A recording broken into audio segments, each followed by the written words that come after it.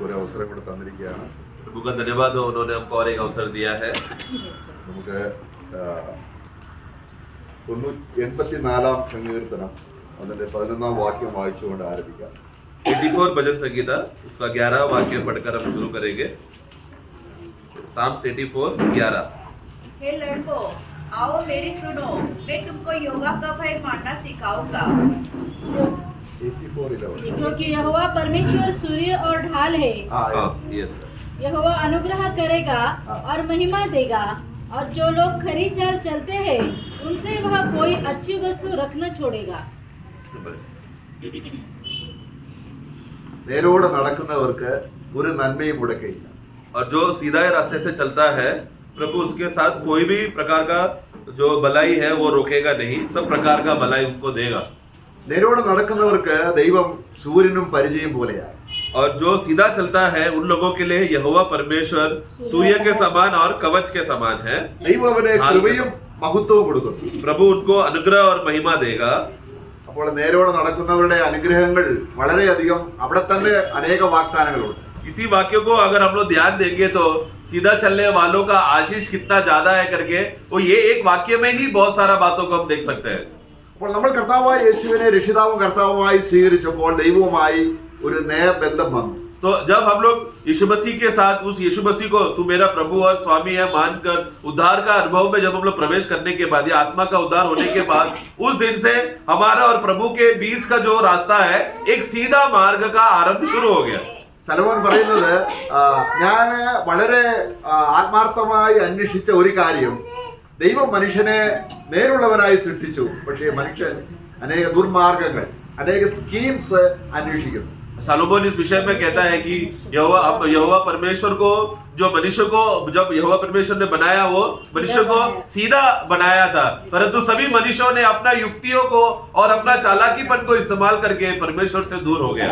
അപ്പോൾ കർത്താവായ യേശുവിനെ രക്ഷിതാവായി സ്വീകരിച്ചു കഴിഞ്ഞപ്പോൾ इसलिए जब प्रभु यीशु मसीह को उद्धारकर्ता के रूप में अपनाने के बाद നേരെ നടക്കാൻ ഒരു വഴി കർത്താവ് നമുക്ക് വഴി കാണിച്ചു തരികയാണ്. കർത്താവ് തന്നെ പറഞ്ഞു, ഞാൻ തന്നെയാണ് വഴിയും സത്യവും ജീവനും. वही प्रभु ने क्या किया, जब उस उद्धार में हमने प्रभु को स्वीकारा तो उन्होंने हमें एक सीधा मार्ग बता के देने के लिए वो हमें हमारे साथ में है और वो बताते जा रहे हैं, क्योंकि यीशु ने स्वयं कहा मैं ही मार्ग सत्य और जीवन हूँ.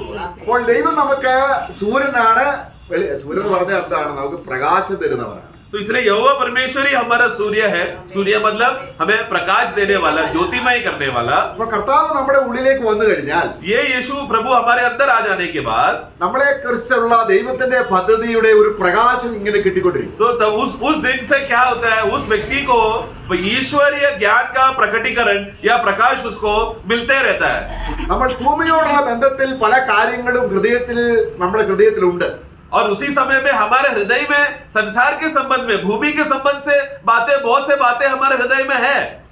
ആ കാര്യങ്ങളെ കുറിച്ചല്ല, वो बातों को बढ़ाने के लिए नहीं प्रभु हमको प्रकाश देगा, കാരണം നമ്മളെ സ്വർഗത്തിലേക്കാണ് വിളിക്കുന്നത്. क्योंकि प्रभु ने हमें ऊपर की ओर यानी कि स्वर्ग की ओर हमें बुलाया है. ദൈവം അബ്രഹാമിനെ വിളിച്ചപ്പോൾ प्रभु ने जब अब्राहम को बुलाया, ഈ കാര്യം വ്യക്തമാക്കി കൊടുക്കുന്നു. प्रभु वहां पर स्पष्ट रीति से पहला अब्राहम से बताता है. നമ്മള് പടിപടിയായിട്ട് ദൈവം ഒരു കാര്യം പറയുന്നുണ്ട്. तो वो कदम कदम में एक एक भाग करके एक एक विषय को बताता है. അവനെ വിളിച്ചപ്പോൾ തന്നെ അനേക വാഗ്ദാനങ്ങൾ കൊടുക്കുന്നു. सबसे पहला जैसे ही जब अब्राहम को बुलाने के बाद उसको बहुत सारे प्रतिज्ञाएं उसको देता है. പിന്നീട് 17-ാം അധ്യായത്തിലേക്ക് വരുമ്പോൾ फिर उत्पत्ति 17 में जब हम आते हैं, 99 വയസ്സായപ്പോൾ जब 99 उम्र हो गया, ദൈവം അവന് പ്രത്യക്ഷപ്പെട്ടിട്ട് परमेश्वर वहां पर प्रकट होकर ഞാൻ സർവശക്തിയുള്ള ദൈവമാകുന്നു, मैं सर्वशक्तिमान परमेश्वर हूँ, നീ എന്റെ മുൻപാകെ നടന്ന് तू मेरे सामने चल, सीधा चल നിഷ്കളങ്കനായിരിക്കുക. और निष्कलंक बना रहे.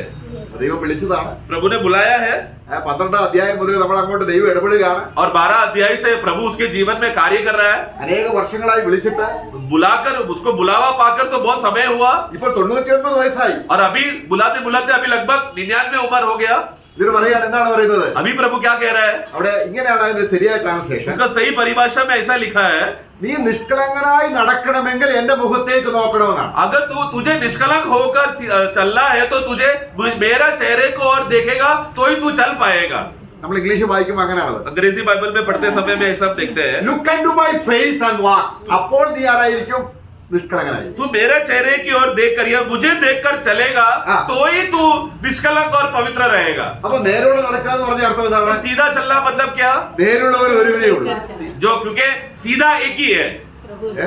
അപ്പൊ കർത്താവിലേക്ക് നമ്മളുടെ ഹൃദയം ചായ്ച്ച് അവരെ തന്നെ ശ്രദ്ധിച്ചാൽ, इसके लिए प्रभु की ओर अगर हमारा हृदय को मोड़कर या और उसी की ओर अगर हम लोग प्रभु की ओर अगर अपना सिर रखे तो ദൈവത്തിന്റെ മുഖം അന്വേഷിക്കുക എന്ന് പറഞ്ഞാൽ എന്താ അർത്ഥം? परमेश्वर को चेहरे को खोजो का मतलब क्या है?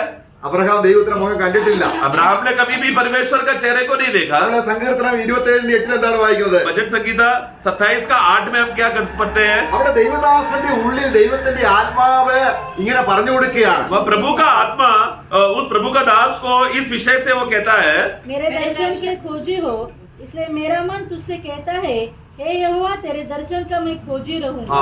അപ്പൊ ദാവീദിനെ വിളിച്ച് അനേക നാളുകൾ കഴിഞ്ഞിട്ടാണ് പിന്നെയും പറയുന്നത്. तो दाऊद को बहुत समय बुलाने के बाद फिर दाऊद का मन कहता है, അവിടെ പറയുകയാണ്, എന്റെ മുഖം അന്വേഷിപ്പീൻ तो वहां पर कहता है कि मेरा चेहरे को खोजो. എന്ന് എന്റെ ഹൃദയം എന്നോട് തന്നെ പറയും. ऐसा मेरा हृदय मुझे बोलता है. എന്താണ് നമുക്ക് പുതിയ നിയമത്തിൽ വളരെ വ്യക്തമായിട്ട് അറിയാം. हम नए नियम से आधार पर ये बात को पढ़ेंगे तो स्पष्ट रीति से जानते हैं. കർത്താവ് അത് വളരെ വ്യക്തമായിട്ട് നമ്മളോട് പറഞ്ഞിരിക്കുന്ന ഒരു കാര്യമാണ്. प्रभु स्वयं ने ये बात कहा हुआ बात है. മുമ്പേ അവൻ രാജ്യവും നീതി അന്വേഷിപ്പീൻ. पहला उनका राज्य और धार्मिकता को खोजो. അപ്പം രാജ്യവും നീതി അന്വേഷിക്കുക എന്ന് പറഞ്ഞാൽ എന്താണ് അർത്ഥം? राज्य और धार्मिकता को खोजो मतलब क्या? എന്താണ് അന്വേഷിക്കാൻ ഉദ്ദേശിക്കുന്നത്? खोजो करके कहा तो क्या मतलब खोजने का मतलब क्या है? ഭൂമിയിലുള്ളതല്ല, भूमि की बातों पर नहीं, ഇത് ഏതാണ്? बल्कि कौन सा? മുമ്പേ, जो पहला, ആദ്യം തന്നെ. तो सबसे पहला.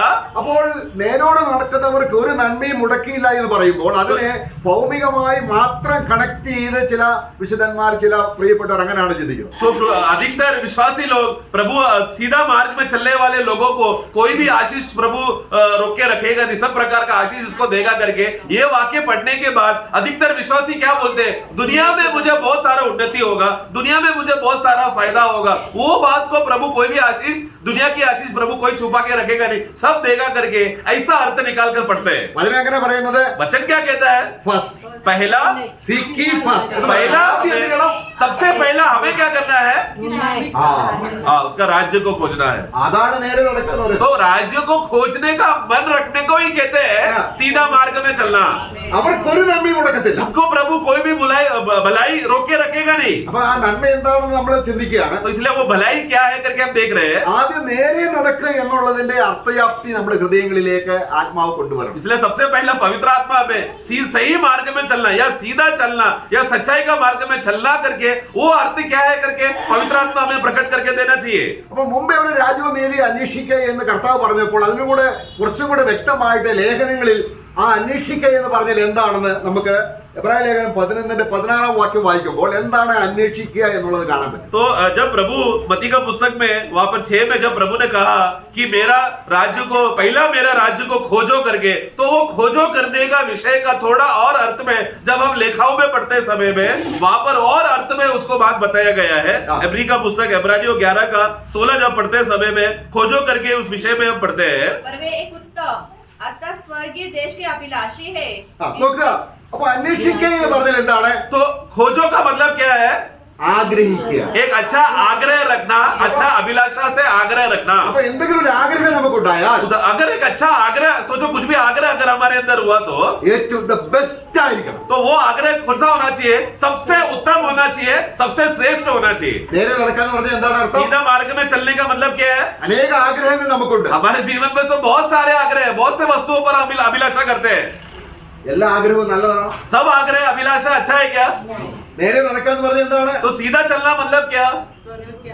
നമ്മുടെ ആഗ്രഹങ്ങളെല്ലാം ദൈവത്തോട് പറയുന്നതല്ല നേരെ നടക്കാന്ന് പറയുന്നത്. सीधा चलना मतलब क्या? मुझे जो भी जरूरत आ रहा है दुनिया में वो सब बातों को प्रभु को बता दो तो मैं सीधा चल रहा हूँ, वैसा नहीं है. പിന്നെന്താണ്? बल्कि क्या है? നമ്മളിൽ ഒരുപാട് ജഡീയ ആഗ്രഹങ്ങളുണ്ടാകും. हमारे अंदर बहुत सारे शारीरिक अभिलाषाएं उत्पन्न होता है प्रियो. ജഡീയ ആഗ്രഹങ്ങൾ വരുമ്പോൾ जब शारीरिक अभिलाषाएं आता है അതിന്റെ സ്ഥാനം എവിടെയാണ്? उसका स्थान किधर है? ക്രിസ്തുയേശുവിലുള്ളവർ जो कोई भी यीशु मसीह के है उन लोगों ने ജഡത്തിന്റെ ആഗ്രഹങ്ങൾ उन्होंने अपना सारा शारीरिक और शरीर की अभिलाषाओं को, बातों को क्रूस पर चढ़ा दिया है. അതാണ് നേരെ നടക്കുക. वो बात है सीधा चलना. എന്താണ് നേരെ നടക്കുക എന്ന് सीधा പറഞ്ഞാൽ चलना मतलब है പണ്ട് നമ്മൾ നേരെ നടന്നവരല്ല, पहला हम लोग टेढ़े मेढ़े चलने वाले लोग थे। നമ്മൾ വളഞ്ഞ വഴിയിൽ കൂടെ നടന്നു. हम लोग अलग अलग युक्तियों को इस्तेमाल करके टेढ़े मेढ़े मार्गों में चलते थे। അത് നമ്മൾ സലോമോൻ പറയുന്നത് പോലെ അനേക സ്കീംസ് നമുക്കുണ്ട്. जैसा सोलोमन ने कहा, हम लोग बहुत सारे युक्तियां, हम लोग चतुराई से दिमाग लगाते, ऐसा कर सकते हैं ना वैसा करते करके नया नया रास्ता ढूंढकर खोजते हैं हम लोग। നമുക്ക് നമ്മുടേതായ പദ്ധതികളുണ്ട്. हमारे पास हमारा खुद का एक आग्रह, एक डिजायर, इच्छा है कि मैं ये करूंगा वो करूंगा, उसके हिसाब से हम लोग काम करते रहते हैं। എന്നാൽ നമ്മൾ ക്രിസ്തുയേശുവിനെ സ്വീകരിച്ചു കഴിഞ്ഞപ്പോൾ, परंतु जब मसीह यीशु को जब हमने स्वीकारा നമ്മുടെ ഉള്ളിൽ പ്രകാശം വന്നപ്പോൾ, और हमारे अंदर ज्योति प्रकाशमय हुआ, ഇരുട്ടിന്റെ അവകാശത്തിൽ നിന്ന് हमें अंधकार के राज्य और अधिकार में से നമ്മളെ എവിടേക്ക് കൊണ്ടുവന്നു? हमें हटाकर कहाँ लेकर आया? पुत्र के राज्य വെളിച്ചത്തിലെ. ज्योति का राज्य में लेकर आया, पुत्र का राज्य में लेकर आया। അപ്പൊ വെളിച്ചത്തിലുള്ളതായിരിക്കണം നമ്മൾ കാം ചെയ്യുന്നത്. तो ज्योति के बातें ही हम लोग खोजी होना चाहिए। ദൈവത്തിനും നമ്മുടെ പിതാവായ ദൈവത്തിനും അതാണ് ആഗ്രഹം. यही पिता परमेश्वर का आग्रह है। നമ്മളെ വിളിച്ചത് എന്തിനാണ്? हमें क्यों बुलाया? വെളിച്ചത്തിന്റെ അവകാശത്തിനായിട്ട് നമ്മളെ कि വിളിച്ചു. हमें ज्योति का मिराज का हक पाने के लिए हमें बुलाया है ना। ഇവൻ പഴയ നിയമത്തിൽ തന്നെയാണ് ഇപ്പോൾ നമ്മൾ വായിച്ച വാക്യം വായിച്ചത്. अभी जैसा हमने पुराने नियम में पढ़ा, അവരോ वे लोग, जैसे इब्रानियों 16 में पढ़ा, वे लोगों ने അധികം നല്ലതിനെ सबसे उत्तम बात के लिए ആ अभिलाषा किया। तो ये लोग कौन है? पुराने नियम के लोग हैं। അവർ അവർ അവർ ഏതിനെയാണ് ആഗ്രഹിച്ചത്? इन लोगों ने सबसे उत्तम कौन सा चीज को आग्रह किया, अभिलाषा किया? ആ, स्वर्गीय देश की अभिलाषा। അപ്പൊ ഏതാണ് ഇത് ബെസ്റ്റ്? तो सबसे उत्तम कौन सा है भूमि में? പ്രിയമുള്ളവരെ, ദൈവം നമ്മളെ വിളിച്ചപ്പോൾ ഏറ്റവും ബെസ്റ്റ് ആയി തരാൻ इसके लिए प्रिय, जब प्रभु ने जब हमें बुलाया और पुराने नियम के विश्वासियों को भी बुलाया था, सबसे उत्तम, सबसे बेस्ट, जो सबसे अच्छा है वो बात देने के लिए प्रभु हमें बुलाया। അപ്പൊ നമ്മുടെ ആഗ്രഹങ്ങളിൽ ദൈവം ഇടപെട്ടിട്ട് നല്ലത് തിരഞ്ഞെടുക്കാൻ നമുക്ക് പ്രകാശം തരുന്നതാണ് ദൈവം, നമ്മുടെ സൂര്യനാണ്. तो जब हम वचन में पढ़ते हैं कि यहोवा परमेश्वर ही तेरा हमारा सूर्य है करके, मतलब वो हमें ज्योति देता है। किस बात का ज्योति देगा? वो विश्वासी के अंदर कार्य करके तेरे जीवन में सबसे उत्तम क्या है, सबसे बेस्ट क्या है करके वो बात का प्रकटीकरण देकर, प्रकाश देकर उसी सीधा मार्ग में चलाने को कहते हैं यहोवा परमेश्वर मेरे लिए सूर्य है।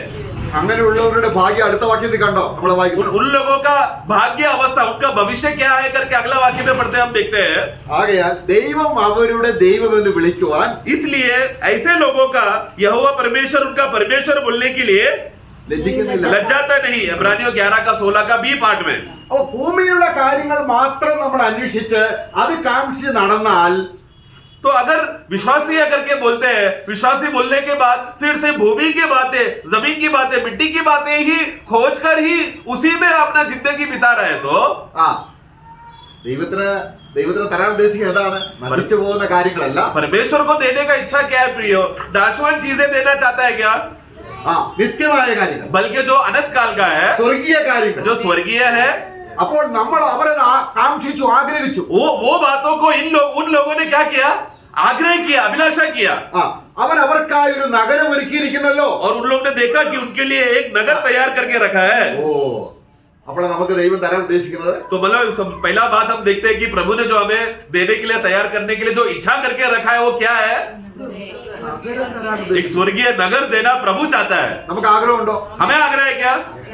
ആ നേരോടെ നടക്കാന്ന് പറഞ്ഞാൽ എന്താ അർത്ഥം? तो सीधा चलना मतलब क्या? ദൈവം തരാമെന്ന് പറഞ്ഞ കാര്യങ്ങൾ ആഗ്രഹിക്കുകയും അതിൽ തന്നെ മനസ്സ് ഫിക്സ് ചെയ്ത് നടക്കുന്നവരെയാണ് നേരോടെ നടക്കുക എന്ന് പറയുന്നത്. प्रभु जो बातें हमको देगा करके बोला, उस बात को ही ध्यान करना, उसी में मनन करना, उसी बात को लक्ष्य कर आगे की ओर चलने को कहते हैं सीधा मार्ग में चलना। അപ്പോൾ അവിടെ 11-ാം അധ്യായം 9-ാം വാക്യത്തിൽ നമ്മൾ വായിക്കുമ്പോൾ 11 का 9 से जब हम पढ़ते हैं ദൈവം इब्रानी का, അവർക്ക് ഭൂമിയിലുള്ള ചില കാര്യങ്ങൾ അബ്രഹാമിന് കൊടുത്തു. तो पहला प्रभु ने उसको भूमि का कुछ बातें दिया था, പക്ഷെ അവിടെ അവൻ എങ്ങനെ താമസിച്ചു? परंतु उस भूमि में रहते समय में वो कैसा जिया?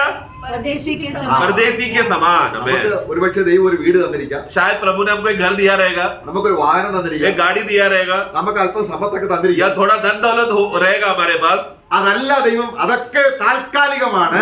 वो नहीं है हमारा आनंद की बात है, क्योंकि वो सब थोड़े समय के लिए इस्तेमाल करने वाले कुछ चीजें हैं। അപ്പൊ ഒരു വീട് കിട്ടിയാൽ 2 വീടോടെ കിട്ടണം എന്നുള്ള കാംക്ഷയാണോ നേരോടെ നടക്കുക എന്ന് പറഞ്ഞാൽ? तो सीधा मार्ग में चलना मतलब क्या? मुझे एक घर मिला, 1 माले का था, अभी मैं 2 माले का, 3 माले का, या मुझे 2 घर रहना चाहिए, 5 घर रहना चाहिए, ऐसा इच्छा करने का मतलब है क्या सीधा मार्ग में चलना? നമ്മൾ എന്ത് ചോദിച്ചാലും തരും. क्योंकि हमारा परमेश्वर प्रेमी परमेश्वर है, जो भी उसे मांगेगा वो देगा ना। ദൈവത്തിനെ ഉദ്ദേശിക്കുന്നത് परंतु प्रभु वचन में ये लिखा है कि प्रभु देगा, लेकिन प्रभु देने का इच्छा प्रभु में क्या है? എന്താണ്? क्या प्रभु क्या देना चाहता है? സ്വർഗീയമായതാണ്. स्वर्गीय बातें देना चाहता കർത്താവിൽ है। ഉണ്ടെങ്കിലും സ്തോത്രം, ഇല്ലെങ്കിലും तो സ്തോത്രം. भूमि में कुछ चीजें है, धन्यवाद, नहीं है तो भी धन्यवाद, എനിക്ക് സകലത്തിൽ ഞാൻ തൃപ്തനായിരിക്കാൻ ആഗ്രഹിക്കുന്നു. क्योंकि हे प्रभु मैं दुनिया में सभी कोई भी प्रकार का चीजों में या कोई भी प्रकार का हालत में मैं तृप्त रहना मैं चाहता हूँ प्रभु, उसके लिए मैं धन्यवाद देता हूँ। അപ്പോൾ സ്വർഗീയ കാര്യങ്ങൾ തന്നെ നമ്മൾ കാക്ഷിച്ചാൽ इसके लिए विश्वासी सिर्फ और सिर्फ स्वर्ग की ही बातों को ही आग्रह कर कर अभिलाषा रखता है तो നമുക്ക് പറയാൻ കഴിയും. तब वो विश्वासी बोल पाएगा, എന്താണ്? എനിക്കുണ്ട്. तो वो विश्वासी बोल पाएगा मेरे पास है। അതെന്താണ്? वो क्या है? ദൈവം ശില്പിയായി നിർമ്മിച്ചതും. प्रभु ने जो नगर को जो तैयार किया, ആ അങ്ങനെ ഒരു നഗരം, एक ऐसा नगर जो हाथों से नहीं बनाया गया, അടിസ്ഥാനങ്ങളുള്ളതായ നഗരം, जिसका नींव परमेश्वर ने स्वयं डाला है, അത് നമുക്ക് എനിക്കുണ്ട്. वो हम सबके लिए है। അങ്ങനെയുള്ളവരുടെ ദൈവം എന്ന് വിളിക്കാൻ ദൈവം വിളിക്കും. इब्रानियों 10 का 11 का 10 में ऐसे जो लोगों का हाँ एक स्थिर नगर जिसका रचना करने वाला स्वयं परमेश्वर है, ऐसा लोग का जो आग्रह करने वाले लोग के उन लोगों के विषय में परमेश्वर, ऐसे लोगों का परमेश्वर जो जिसका ध्यान स्वर्ग की बातों में है, ऐसा लोगों का परमेश्वर बोलने के लिए परमेश्वर लज्जाता नहीं। അവിടെ 11-13 വിശ്വാസ വീരന്മാരുടെ പട്ടികയിൽ പഴയ നിയമത്തിലെ വിശുദ്ധന്മാരെ എടുത്ത് പറയുകയാണ്. 11 का 13 में विश्वास के वीरों के बारे में कहता है, ഇവരെല്ലാവരും, ये लोग सब लोग, ഇവരെല്ലാവരും എന്ന് പറഞ്ഞാൽ ആരൊക്കെയാണ്? ये सब लोग मतलब कौन लोग? ആബേല്, आबेल से लेकर നോഹ, नोहा, അബ്രഹാം, अब्राहम, ഇവരെല്ലാം ये लोग सब लोग ദൂരത്ത് നിന്ന് കണ്ടു. दूर से वो वाचा बांधा हुआ नगर को लोग ने देखा। നോക്കുക, അവിടെ കണ്ടില്ലേ? അവർ കണ്ടോ? वो लोग ने देखा क्या? पढ़ना 13 पढ़ो। ये सभी विश्वासी की दशा में मरे हाँ। और उन्होंने प्रतिज्ञा की हुई वस्तुओं को नहीं पाई, हाँ। पर उन्होंने दूर से देखकर देखो दूर से वे लोगों ने दूर से देखा। देखो प्रतिज्ञा किया हुआ बातें उनको भूमि में नहीं मिला, हाँ। परंतु तो भी उन लोगों ने हाँ। दूर से उसको देखा। ദൈവത്തിന്റെ രീതി അങ്ങനെ. देखो ये परमेश्वर का रीति को समझो प्रियो। ആദ്യം അവനെ വിളിക്കുന്നു, पहला वो विश्वास अपना व्यक्ति को पापी को अपने पास बुलाएगा അവനെ വാഗ്ദത്തങ്ങളും കൊടുക്കും. और उसको उद्धार देकर सबसे पहला क्या करेगा? प्रतिज्ञा का आशीर्वाद देकर उसको स्वर्ग का वारिस बनाएगा। പക്ഷേ ഈ വാഗ്ദാനങ്ങളൊന്നും ഭൂമിയോട് മാച്ച് ചെയ്യുന്നതല്ല. परंतु और ये जो भी प्रतिज्ञाएं की वस्तु की बातें हैं वो भूमि के साथ उसमें मैच नहीं होगा, समान नहीं रहेगा वो, കാരണം ഭൂമിയെ നശിപ്പിക്കാനുള്ളതാണ്. क्योंकि भूमि को प्रभु ने क्या करने के लिए रखा है? नाश करने के लिए रखा है। ഭൂമിയുടെ മൂലപദാർത്ഥങ്ങളും എന്തെയും. दूसरा पत्रोस में हम पढ़ते हैं कि 3 अध्याय में भूमि उसका सारा पदार्थों के साथ जल जाएगा। അപ്പൊ നേരോടെ നടക്കേന്ന് പറഞ്ഞാൽ तो सीधा चलना मतलब ദൈവം തരാമെന്ന് പറഞ്ഞ കാര്യങ്ങൾ परमेश्वर ने जो कहा कि मैं तुझे ये बातें दूंगा, ദൈവത്തിന്റെ ആത്മാവ് നമ്മളിൽ वो പ്രകാശിപ്പിക്കുമ്പോൾ बातों को जब पवित्र आत्मा हमारे हृदय में प्रकाशित करेगा, അതിന് ആമീൻ പറഞ്ഞ് സ്തോത്രം പറഞ്ഞ് ദൈവത്തിന് മഹത്വം കൊടുക്കുക. वो बातों को आत्मा प्रकट करने के बाद हे प्रभु धन्यवाद, ये आमेन, ये मेरा मिरास है जो मुझे दिया है बोलकर धन्यवाद बोलकर आमीन कहकर विश्वास में जीने वाला हालत में होना चाहिए विश्वासी। ദൂരത്ത് നിന്ന് കണ്ടു എന്ന് പറഞ്ഞ അർത്ഥം എന്താണ്? दूर से ही देख लिया मतलब क्या? അത് ഭൂമിയിലല്ല. मतलब वो भूमि में नहीं है। എങ്ങനെ കണ്ടു? कैसा देखा? വിശ്വാസത്താൽ. विश्वास के, क्योंकि वो लोग मरे विश्वास में मतलब विश्वास से देखा। അന്തരാത്മാവിൽ ദൈവത്തിന്റെ ആത്മാവ് വെളിപ്പെടുത്തി. अंदरूनी आत्मा में उनका मनुष्य आत्मा में परमेश्वर का आत्मा ने उनको वो सारी बातें आत्मा में विश्वास के द्वारा प्रकट कराया। എപ്പോഴാണ് അവർക്ക് അത് കാണിച്ചു കൊടുത്തത്? कब उनको दिखाया?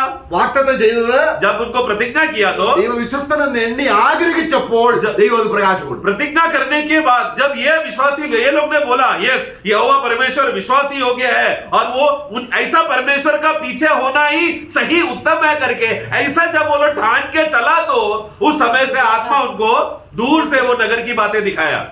നമ്മളിതെല്ലാം നമ്മൾ എന്താണ് നേരോടെ നടക്കുന്ന കാര്യമാണ് ചിന്തിക്കുന്നത്. ये सब बातें प्रियो सीधा चलने के विषय का संबंधित है। അപ്പൊ ദൈവം കൊടുക്കാമെന്ന് പറഞ്ഞ കാര്യം तो प्रभु ने कहा कि मैं दूंगा, അത് സ്വർഗീയമാണ്. वो सबसे पहले बात वो स्वर्गीय है, നശിച്ചു പോകത്തില്ല. नाश नहीं होगा, അതിന് നിത്യതയുണ്ട്.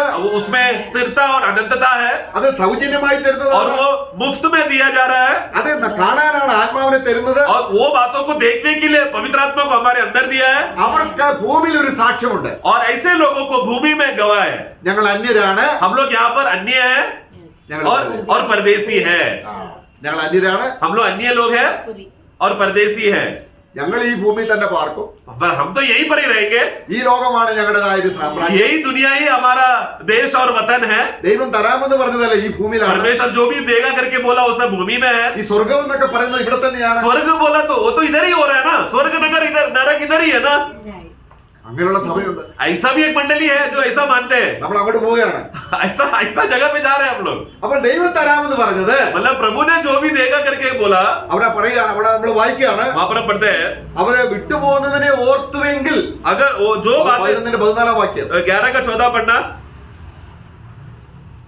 इब्रानी 11 का, हाँ, जो ऐसी बातें कहते हैं, जो ऐसी बातें कहते हैं, प्रकट करते हैं ये बात प्रकट करते हैं कि वे स्वदेश की खोज में है, वो एक नया स्वदेश का एक खोजी है.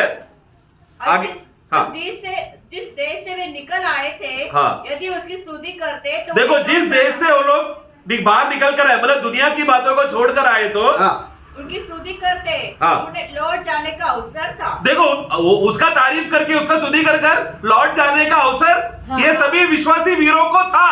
അപ്പൊ നേരോടെ നടന്നിട്ട് इसके लिए सीधा चलने के बाद വീണ്ടും പുറകിലേക്ക് നോക്കുമ്പോൾ वापस पलट कर देख कर, കർത്താവ് ലോത്തിന്റെ ഭാര്യയെ കുറിച്ച് വളരെയധികം നമ്മളെ ഓർപ്പിക്കുന്നുണ്ട്. इसलिए लोत का पत्नी को ध्यान को विषय में ध्यान स्मरण करो करके वो प्रभु कहता है, ലോത്തിന്റെ ഭാര്യയെ ഓർത്തുകൊള്ളുവീൻ. लोत की पत्नी को स्मरण करो. അപ്പോൾ ഒരു സഹോദരൻ ഇങ്ങനെ ലോത്തിന്റെ ഭാര്യ ഓർക്കുക. तो एक भाई वो वाक्य पढ़कर, ओ लोत की पत्नी कितना सुंदर रहेगी ना, 40 വയസ്സുള്ള ഒരു कम से സഹോദരി, कम 40 साल की रहेगी, ധനികയായ ഒരു സ്ത്രീ, धनवान थी, സൗന്ദര്യമുള്ളവള്. सुंदर थी. ഇതാണ് നോക്കാൻ പറഞ്ഞത്. ये बात को स्मरण करने के लिए यीशु बोला गया. नहीं, പിന്നെ ലോകത്തിലേക്ക് തിരിഞ്ഞു പോയാൽ मतलब उसने क्या किया, वो पलट के देखा, मतलब दुनिया की ओर पलट के देखा, हाँ. वो नहीं करना करके हाँ. ये बात को तुम स्मरण करो करके प्रभु ने कहा. അപ്പോൾ നമ്മുടെ ക്രിസ്ത്യ ജീവിതത്തിൽ നാം പഴയ സ്വഭാവം, പഴയ മനുഷ്യനെ, ജഡമോഹത്തെ, രാഗമോഹങ്ങളൂടെ ക്രൂശിച്ച് അതിനെയാണ് വിട്ടുപോകുന്നത്. तो इसके लिए हम लोग को इस दुनिया में जीते समय में हमारा पुराने मनुष्यत्व का स्वभाव, उसका मोह और अभिलाषा को क्रूस पे करके खत्म करके आगे बढ़ा है करके क्रूस पे चढ़ाकर हम आगे बढ़ रहे बोलते समय में, तो वो जो बातें हमारा नकारात्मक बातें, जो पुराने मनुष्यत्व का बातें का, उसको पीछे छोड़कर हम आगे आए. അതെല്ലാം നമ്മൾ എന്ത് ചെയ്യുന്നു? उसको सब क्या किया, पुराना मनुष्यत्व का स्वभाव, उसका मोह और अभिलाषा के साथ उसको क्रूस में चढ़ाकर हम आगे गए. അപ്പൊ നമ്മൾ ഒരു വാക്യം നമ്മൾ വായിക്കുമ്പോൾ एक वाक्य हम पढ़ते हैं, 1 പത്രോസ് 2:11 വാക്യത്തിൽ पहला पत्रोस 2:11 में നമ്മൾ ആദ്യം പറഞ്ഞു, നേരെ നടക്കുക എന്ന് പറഞ്ഞാൽ നമ്മൾ പ്രവാസികളാണ്. सबसे पहला हमने जैसा पढ़ा कि हम लोग सीधा चलने वाले लोगों का खासियत क्या है, वो लोग ये दुनिया में कौन है, वो लोग यात्रा करने वाले लोग हैं, प्रवासी है, परदेसी है. ആ, ഇനി വായിക്കാം. 2:11 हे प्रियो, मैं तुमसे विनती करता हूँ कि तो तुम अपने आप को परदेशी और यात्री जानकर उन सांसारिक अभिलाषाओं से जो आत्मा से युद्ध करती है बचे रहो. वो आत्मा नहीं आना चाहिए, प्राण को, जो तुम्हारा प्राण के खिलाफ युद्ध करता है हाँ. उसको छोड़कर आगे की ओर बढ़ो. നമ്മുടെ ദേഹിയോട് യുദ്ധം ചെയ്യുന്ന जो बातें हमारे प्राण से युद्ध करता है, നമ്മുടെ ഹൃദയം, हमारा हृदय, हमारा मन, അപ്പൊ നമ്മൾ പഴയ അതിലേക്ക് നമ്മുടെ മനസ്സിനെ കൊണ്ടുപോകാനുള്ള സ്വാധീനതയും പരീക്ഷയും സാത്താനി ഇടപെടലൊക്കെ നമുക്ക് ഉണ്ടാകാം. इसके लिए हम लोग इस स्वर्ग की ओर यात्रा करते समय में पीछे की ओर मुड़ाने के लिए, हमारे पुरानी बातों को और वापस फेरने के लिए शैतान पूरा सामर्थ के साथ चालाकी से हमारे जीवन में बातों को और विचारों को और यहाँ तक कि परीक्षा भी वो लाता है ताकि हम लोग पीछे मुड़कर पुरानी बातों को ध्यान करें. അവരുടെ ഇടയിൽ, അവർ എന്ന് പറയുന്ന ആരാണ്? उनके बीच में मतलब कौन, ലോക മനുഷ്യർ, संसार के मनुष्य के बीच में, ദൈവം വിളിക്കാത്തവർ, मतलब जिनको प्रभु ने बुलाया नहीं है, ഇവിടേക്ക് മാത്രം കണ്ണു നോക്കി ഇട്ട് ജീവിക്കുന്നവർ, मतलब वो लोग जो सिर्फ इस दुनिया की भूमि के बातों को देखते हैं, उन लोगों के बीच में, ജഡാഗ്രഹങ്ങൾക്ക് വേണ്ടി മാത്രം ജീവിക്കുന്നവർ, मतलब ये दुनिया के लोग जो सिर्फ अपने शारीरिक अभिलाषा को पूरा करने के लिए ही जीते हैं, അവരുടെ ഇടയിൽ उन लोगों के बीच में നിങ്ങളുടെ നടപ്പ്, तुम्हारा चाल चलन को, ഏത് നടപ്പ്? हमारा कौन सा चाल चलन, നേരോട് നടക്കുന്നത്, जो सीधा चलने वाला चाल चलन, നേരെ ദൈവത്തെങ്കിലേക്ക് നോക്കി നടക്കുക. मतलब सीधा हम लोग डायरेक्टली प्रभु की ओर देखने चलने वाला जो हमारा यात्रा, കാരണം നമ്മുടെ വാക്തത എന്താണ്? हमारा प्रतिज्ञा कहाँ की ओर അത് है, നമ്മുടെ പരിച, നമ്മുടെ പ്രൊട്ടക്ഷൻ ആണ്. प्रभु ने क्या कहा, वो मेरा ढाल है, वो मेरा कवच है, मतलब वो मेरा सुरक्षित स्थान में मुझे सुरक्षिता में रखने वाला वो मेरा प्रभु. നാം അവനിൽ മറഞ്ഞിരിക്കുകയാണ്. हम उसमें छुपे हुए हैं, ढके हुए हैं, നാം ക്രിസ്തുവിൽ മറഞ്ഞിരിക്കുകയാണ്. हम मसीह में ढके हुए छुपे हुए हैं. നമ്മൾ ക്രിസ്തുവിലാണ് ദൈവം നമ്മുടെ ഭദ്രത മുഴുവനും. इसलिए हमारा सारा सुरक्षिता और हमारा सारा भरोसा का अवस्था, स्थिर अवस्था मसीह में है. അപ്പൊ അപ്പൊ നമ്മുടെ സുരക്ഷിതത്വം എത്ര വിശേഷമാണ്. इसके लिए प्रिय हमारा सुरक्षितता कितना श्रेष्ठ है. അവൻ നമ്മുടെ പരിചയമാണ്, वो हमारा कवच और डाल है, നമ്മുടേതായിരിക്കുന്ന പ്രതിഫലമാണ്, हमारा प्रतिफल है. എല്ലാം അവൻ സത്യമാണ്. പോസ്റ്റ് പറയുന്നത് और वो ये सब बातें सच कहता है. यहोवा परमेश्वर कभी झूठ नहीं बोलता.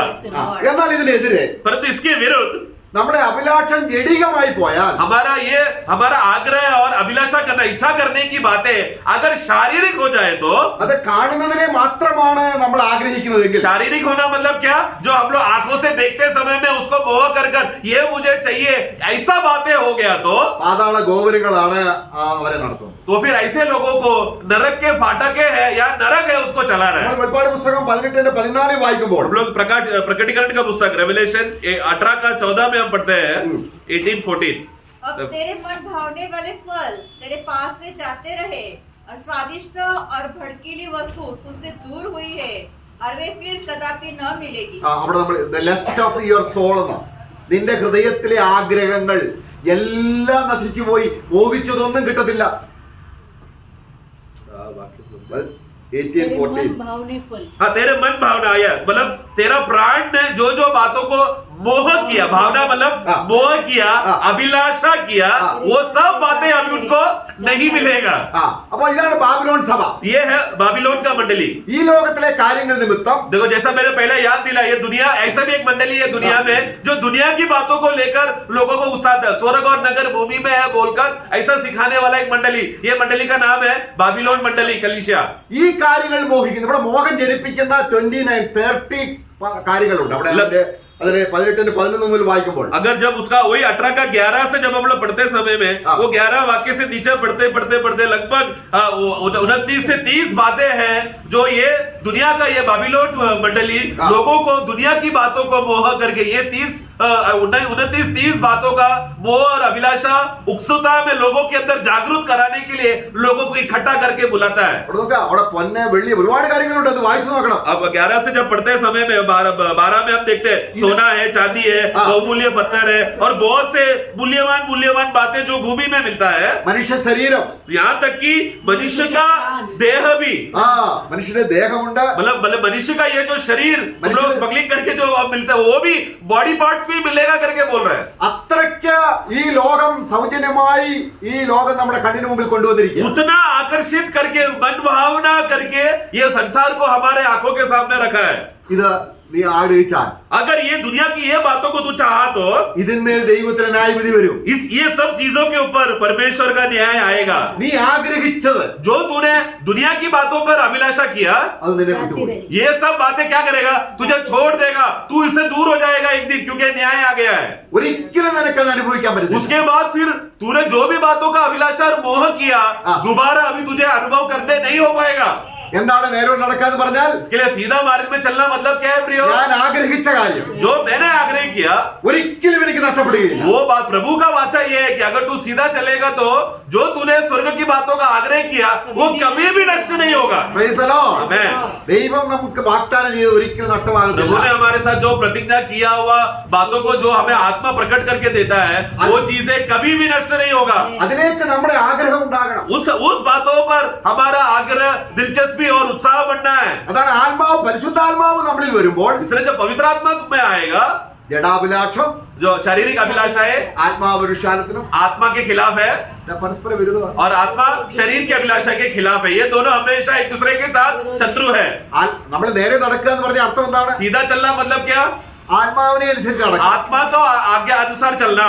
ആത്മാവിനെ അനുസരിച്ച് നടന്നാൽ आत्मा को बात मानकर चलेंगे ജഡാഭിലാഷം. तो शारीरिक अभिलाषा पूरा नहीं होगा. അപ്പൊ ജഡാഭിലാഷം ഉയർന്നു വന്നാൽ जब शारीरिक अभिलाषा उठकर आएगा അതിനൊരു സ്ഥാനമുണ്ട്. उसके लिए एक स्थान प्रभु ने नियुक्त करके रखा है. അതെവിടെയാണ്? वो कहाँ पर है, ആ, उस कलवरी के उस पर. Amen. ക്രിസ്തുയേശുവിനുള്ളവർ जो कोई मसीह के है उन्होंने अपने शरीर ജഡത്തിന്റെ മോഹങ്ങളെ उन लोग ने अपना उस शरीर का सारा मोह और अभिलाषाओं को क्रूस पे चढ़ा दिया है. അല്ലെങ്കിൽ ഒരു പ്രശ്നം, ഇതൊക്കെ നമ്മളിപ്പോ ഈ വായിച്ച ആനക്കൊമ്പ്, മരതകം, മാണിക്യം, വൈഡൂര്യം, സ്വർണ്ണം, ഇതൊക്കെ ദൈവം സൃഷ്ടിച്ചതാണ്. देखो ये 12 और 13 प्रकटीकरण का पुस्तक उसका 18 का 12 और 13 में जब हम पढ़ते समय में ये जो भी वस्तुओं को हम देखते हैं वो सोना हो, चांदी हो, लोहा हो, कीमती लकड़ियां हो और सब प्रकार का सुगंध की बातें, हाथी का सींग, ये सब बातें ये सब का निर्माण यहोवा परमेश्वर ने ही किया है।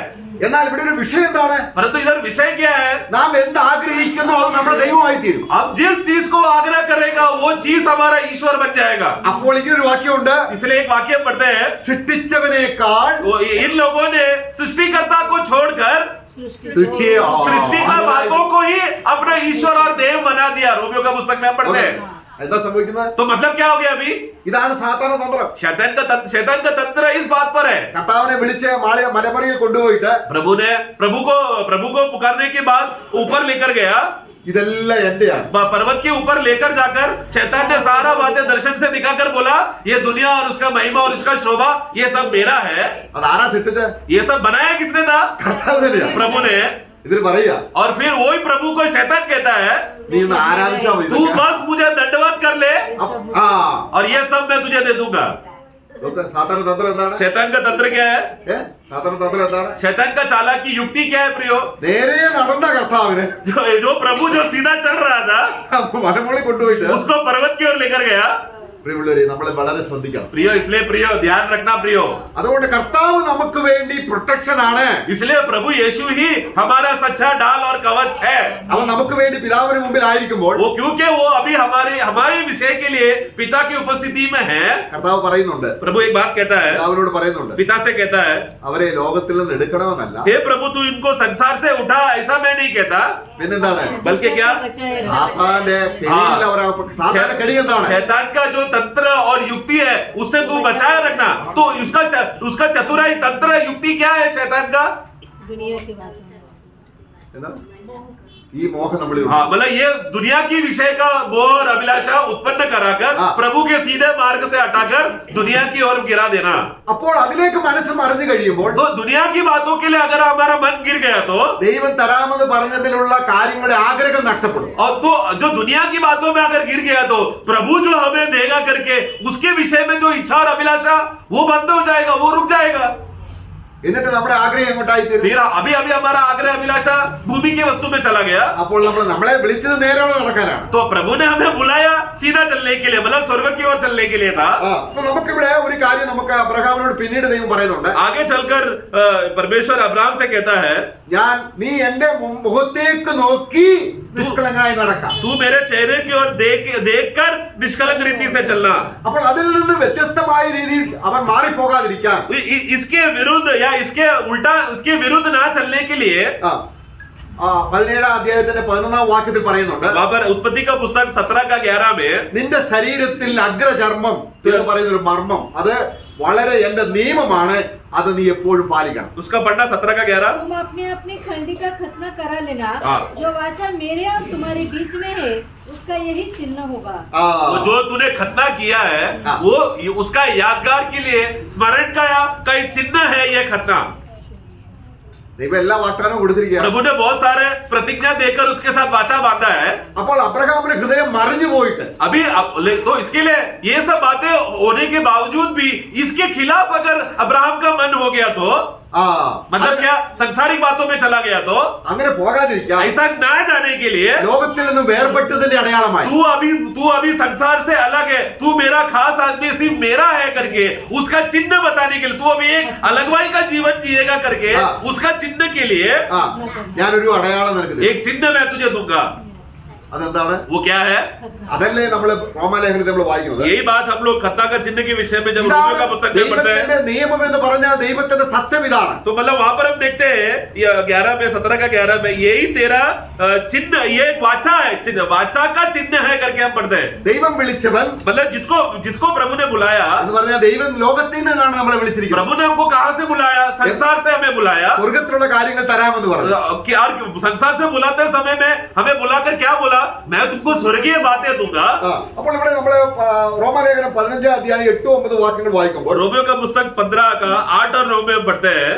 रोमन्स 15:8-9। मैं कहता हूँ कि जो प्रतिज्ञाएं बाप दादों को दी गई थी उन्हें दृढ़ करने के लिए मसीह परमेश्वर की सच्चाई का प्रमाण देने के लिए खतना किए हुए लोगों का सेवक बना और अन्य जातीय भी दया के कारण परमेश्वर की स्तुति करे, जैसा लिखा है, मैं जाति जाति में तेरा धन्यवाद करूंगा और तेरे नाम के भजन गाऊंगा। പ്രിയമുള്ളവരെ, ഈ അബ്രഹാമിനോട് പറഞ്ഞ നിയമം കൈകൊണ്ടല്ലാത്തൊരു പരിച്ഛേദന നമ്മൾ പ്രാപിച്ചു. इसके लिए प्रियो, जो वाचा का प्रतिज्ञा जब अब्राहम को एक हाथों से किया हुआ खतना देकर प्रभु ने वो अब्राहम के साथ बांधा था, उसी रीति से नए नियम के विश्वासियों को एक ऐसा खतना दिया गया है जो हाथों का नहीं है, परंतु जो खतना का वाचा उसको दिया गया था आत्मिक रीति से हमें भी मिला है। എന്താണ് ദൈവത്തിന്റെ സത്യം?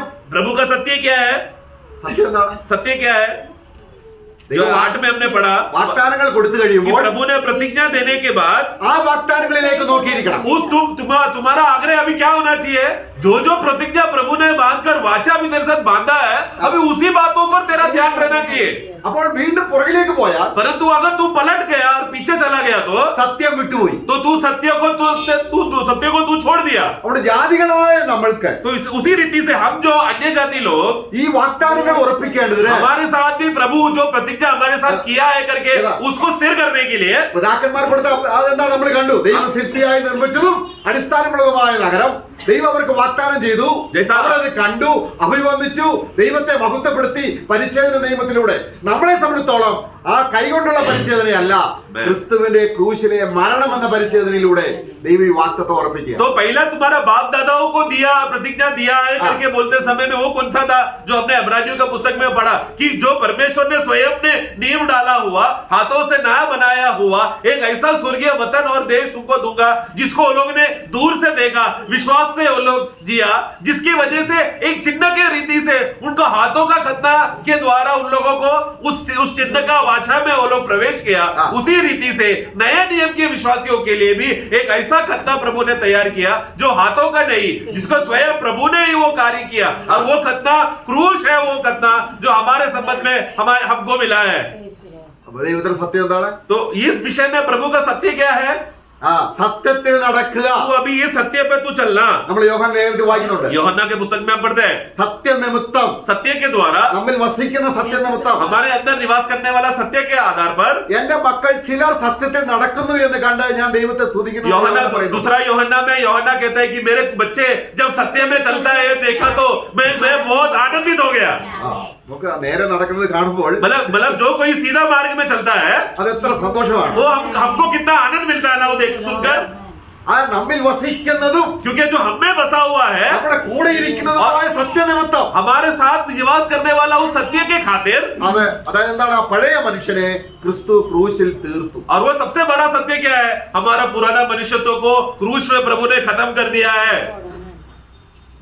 അപ്പൊ ദൈവത്തിന്റെ ഈ യാഥാർത്ഥ്യം, इसलिए प्रभु का यह सच्चाई को കർത്താവ് ഇവിടെ വന്ന് വചനം പറഞ്ഞപ്പോൾ जब प्रभु ने भूमि में आकर वचन कहा, അന്നത്തെ പുരോഹിതന്മാരോടും ശാസ്ത്രിമാരോടൊക്കെ പറയുകയാണ്, उस समय क्या याजक लोगों को, शास्त्रियों को और फरीसी लोगों से कहा, അവരുടെ ഹൃദയം ഭൂമിയിലുള്ള കാര്യങ്ങളിലാണ്. तो तभी उन लोगों का मन कहां पर था? भूमि की बातों का वस्तुओं पर था। അവർ അബ്രഹാമിന്റെ മക്കളാണ്, वो लोग अब्राहम की संतान तो है, പക്ഷെ അതൊന്നും അവർക്ക് അറിയത്തില്ല. परंतु वो अब्राहम ने जो स्वर्ग की ओर नजर रख के देखा वो सब बातें वो लोग नहीं जानते। അപ്പൊ കർത്താവോട് പറയാൻ നമ്മൾ ലൂക്കോസ് സുവിശേഷം 16 അധ്യായം 14-15 വാക്യങ്ങൾ വായിക്കുമ്പോൾ लूका का सुसमाचार 16 का 14-15 में हम पढ़ते हैं, फरीसी जो लोभी थे ये सब बातें सुनकर उसे ठट्टों में उड़ाने लगे। उसने उनसे कहा, तुम तो मनुष्यों के सामने अपने आप को धर्मी ठहराते हो, परंतु परमेश्वर तुम्हारे मन को जानता है, क्योंकि जो वस्तु मनुष्य की दृष्टि में महान है वह परमेश्वर के निकट घृणित है। അവരുടെ ഹൃദയത്തിലാണ് വാദിച്ചത്. उन लोग का हृदय में क्यों उन लोग को ठोकर हुआ? ശാസ്ത്രിമാരാണ്, शास्त्री लोग हैं, വചനം കയ്യിലുണ്ട്, ये लोग फरीसी लोग, ये लोग सब वचन अच्छी तरह से जाने वाले लोग हैं, പുരോഹിതന്മാരാണ്, ये लोग याजक लोग हैं, പക്ഷെ അബ്രഹാമിനുണ്ടായിരുന്ന കാഴ്ചപ്പാട് അവർക്കില്ല. परंतु अब्राहम के पास जो नजरिया था ऐसा कोई भी प्रकार का नजरिया उनमें नहीं था। അബ്രഹാം എന്ത് കണ്ടു? अब्राहम ने क्या देखा? दूर से ऊपर की बातों को, स्वर्ग की बातों को देखा। അബ്രഹാമിന്റെ ഹൃദയത്തിൽ മുഴുവനും ആ പുതിയ യെരൂശലേമാണ്. अब्राहम के मन में हमेशा क्या विचार था? वो एक ऐसा नगर जो स्वर्ग से उतर कर आएगा, वो नया यरूशलेम जो स्वर्ग में, हमेशा वही बातें सोचता था। ദൈവം വിശ്വസ്തരെ എണ്ണിക്കൊണ്ട് പരദേശിയായിട്ട് പാർത്തു. वो उसने ये विश्वास किया कि यहोवा परमेश्वर विश्वास योग्य है, इसके लिए मैं सिर्फ तंबू में जीकर उस विश्वास योग्य परमेश्वर का मैं सेवा करूंगा बोलकर उसने समर्पण किया। കർത്താവിന്റെ സമയമായപ്പോൾ യഹൂദന്മാരുടെ ഹൃദയത്തിൽ എന്താ ഉള്ളത്? परंतु वो समय पूरा होकर जब प्रभु का समय आ गया लगभग 4000 साल के बाद। उस समय में जो वही अब्राहम के संतान के लोगों के अंदर उनका मन कैसा था?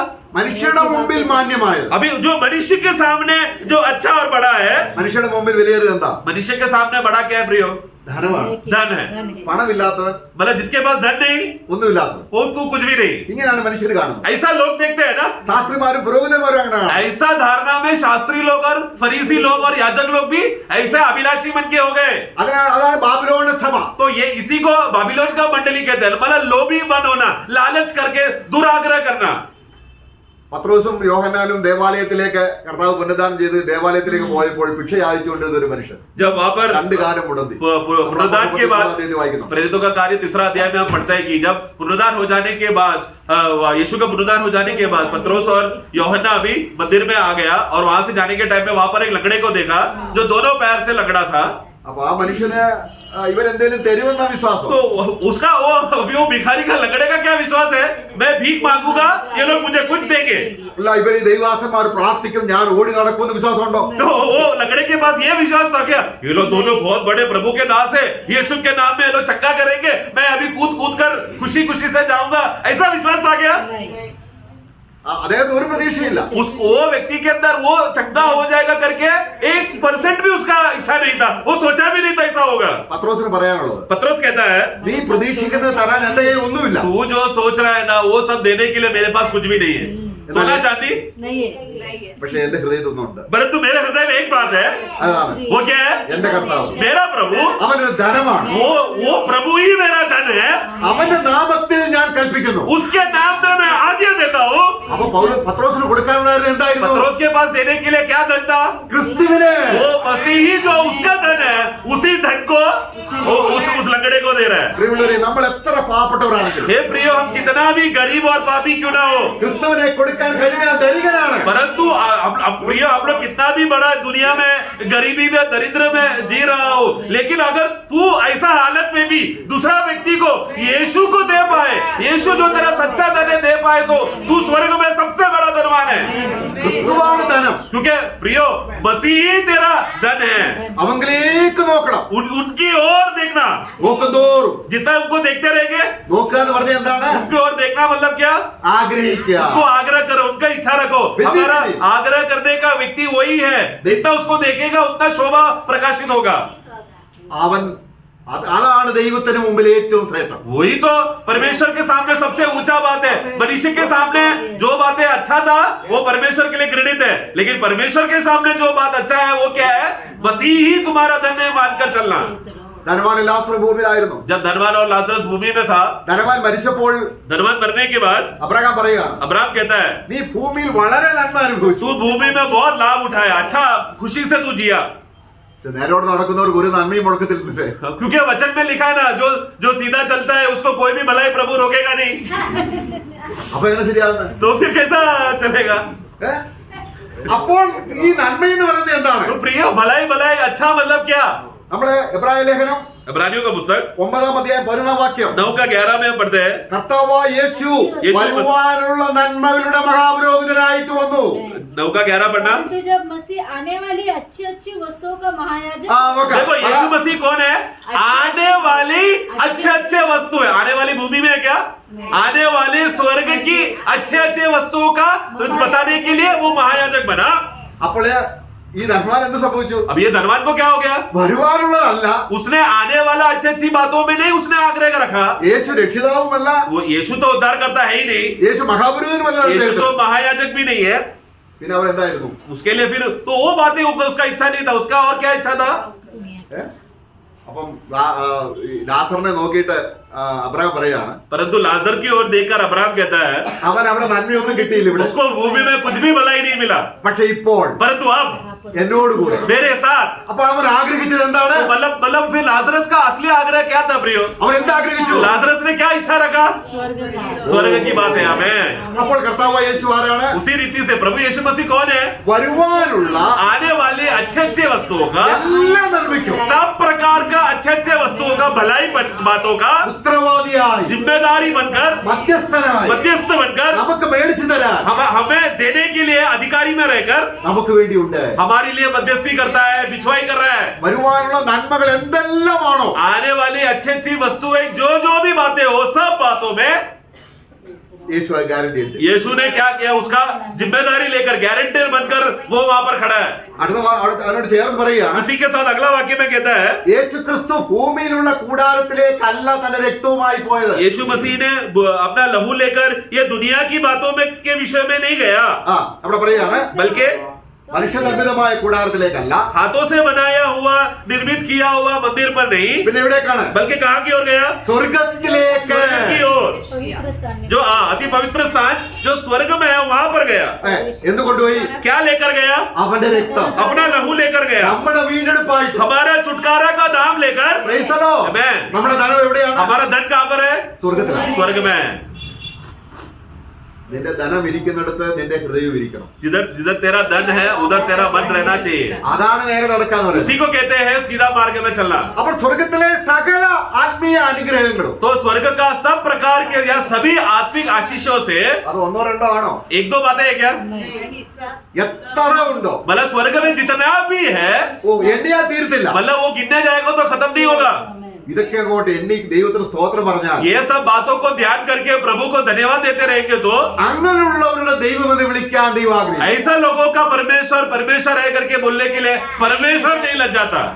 എന്നാൽ ഇതിന് വിരുദ്ധമായി ബാബിലോണ്യ സഭ, परंतु इसके विरुद्ध बाबिलोन का मंडली, ക്രിസ്തു ദൈവത്തിന്റെ സത്യനിമിത്തം ക്രൂശിക്കപ്പെട്ടത് മറന്നിട്ട് वो लोग मसीह जो यहोवा परमेश्वर का जो सत्य जो उद्धार करता है, उस सत्य को वो लोग भुलाकर, उस सत्य को ठुकरा कर, നമ്മൾ ഫിലിപ്പിയ ലേഖനം 3-ാം അധ്യായം അതിന്റെ 18-19 വായിക്കുന്നുണ്ട്. फिलिप्पियों का पुस्तक 3 अध्याय 18-19 में हम पढ़ते हैं, ഞാൻ കരഞ്ഞുകൊണ്ട് പറയുന്നു, मैं तुमको रो रो कर कहता हूँ, ഞങ്ങൾ പ്രസംഗിച്ച സുവിശേഷം അല്ല.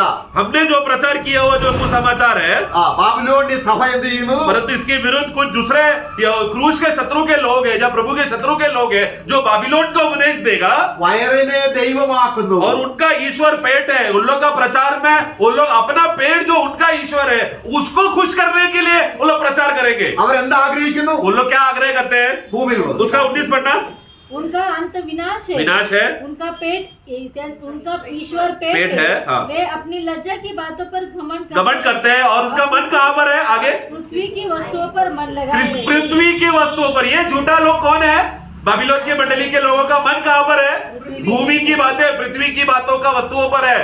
അവരുടെ വയറ് ദൈവം उनका ईश्वर पेट है, എന്ന് പറഞ്ഞ അർത്ഥം എന്താണ്? मतलब क्या, എന്ത് നമ്മൾ അതിമോയി ആഗ്രഹിക്കുന്നു അത് നമ്മുടെ ദൈവമാവും. मतलब प्रियो जो चीज को हम सबसे ज्यादा आग्रह करेगा वो हमारा ईश्वर बन जाएगा। നമ്മുടെ കർത്താവ് തരുന്ന വാണിംഗ് എന്താണ്? इसलिए प्रभु चेतावनी देता है, ലോകത്തെയും ലോകത്തിലുള്ളതിനെയും വാഞ്ചിക്കരുത്, സ്നേഹിക്കരുത്. ഈ സ്നേഹിക്കരുത് എന്ന് പറയുന്നതും വാഞ്ചിക്കരുത് എന്ന് പറയുന്നത് ഒന്ന് തന്നെയാണ്. संसार और संसार की बातों को, पहला यूहन्ना 2 अध्याय में संसार की और संसार की बातों को प्रेम ना करना। प्रेम नहीं करना मतलब उस चीजों को आग्रह नहीं करना। प्रेम करना और आग्रह करना दोनों एक ही अर्थ का समानता में उस वाक्य में हम लोग समझ सकते हैं। तो प्रेम नहीं करना मतलब क्या, संसार की बातों पर आग्रह ना करना। ഒരുവൻ ലോകത്തെ ആഗ്രഹിക്കുന്നെങ്കിൽ जो कोई भी संसार को बातों को आग्रह किया तो അവരിൽ പിതാവിന് സ്നേഹം. उसके अंदर पिता का प्रेम नहीं है। ദൈവം വാഗ്ദാനം ചെയ്തൊന്നും അവരില്ല. കാരണം നേരോടല്ല നടക്കുന്നത്. तो उसको प्रभु ने जो भी प्रतिज्ञा की दिया हुआ बात है वो दूर से देख नहीं पा रहे। क्यों? क्योंकि उसका ईश्वर परमेश्वर नहीं है। ദൈവം നമ്മളെ സത്യത്തിലേക്ക് വിളിച്ചു. प्रभु ने हमें सत्य के लिए बुलाया है। ആ കർത്താവാണ് വഴി. मतलब वो सत्य क्या है कि वो वही सच्चा मार्ग यीशु है करके वो सत्य, അവങ്കിലേക്ക് നമ്മൾ നോക്കുമ്പോൾ उनकी ओर जब हम देखेंगे നമ്മുടെ ഉള്ളം പ്രകാശം. हमारा हम लोग प्रकाश में होंगे, ज्योतिमय होंगे, हमारा अंदरूनी भाग में प्रकाश भर जाएगा। അപ്പൊ നമ്മൾ 84 സങ്കീർത്തനത്തിന്റെ ആദ്യം വായിച്ചത് എന്താണ്? जैसा हमने 84 भजन संगीता में शुरुआत में हमने पढ़ा, അവൻ എന്താണ്? അവൻ സൂര്യനാണ്. 84 का 11 में वो हमारा सूर्य है, അവന്റെ പ്രകാശം ഉള്ളിൽ വന്നിട്ട് जिसके वजह से वो प्रकाश हमारे अंदर आकर അവൻ ഏത് മനുഷ്യനെയും പ്രകാശിപ്പിക്കുന്ന സത്യ വെളിച്ചമായിട്ട് അവൻ വന്നു. यूहन्ना का पुस्तक पहला अध्याय में पढ़ते हैं कि को हर एक मनुष्य को ज्योति करने वाला, प्रकाश करने वाला, सच्चा ज्योति बनकर आया, वो है यीशु। കർത്താവ് പറയാണ് प्रभु कहता है ന്യായവിധി എന്ന് പറഞ്ഞാൽ എന്താണ്? न्याय क्या है? സത്യ വെളിച്ചം വന്നിട്ടും सत्य ज्योति आने के बावजूद भी मनुष्य ने अंधकार को पसंद किया। സ്വർഗത്തിലുള്ളതിനെ സ്നേഹിക്കുന്നില്ല. मतलब क्या? स्वर्ग में जो सिर्फ ज्योति है उसको पसंद नहीं किया, भूमि जो अंधकार है उसको पसंद किया। പണ്ട് നിങ്ങൾ ഇരുട്ടായിരുന്നു एक समय में तुम लोग अंधकार थे। എന്ന് പറഞ്ഞ അർത്ഥം എന്താണ്? मतलब क्या है? ഭൂമിയിലോട്ട് കുനിഞ്ഞു हम लोग हमेशा भूमि की ओर झुककर चल के दिखते थे। ഇപ്പൊ നാളെ തല ഉയർത്തി विश्वासी होने के बाद प्रभु ने क्या किया? हमारा नजर को ऊपर की ओर कर दिया।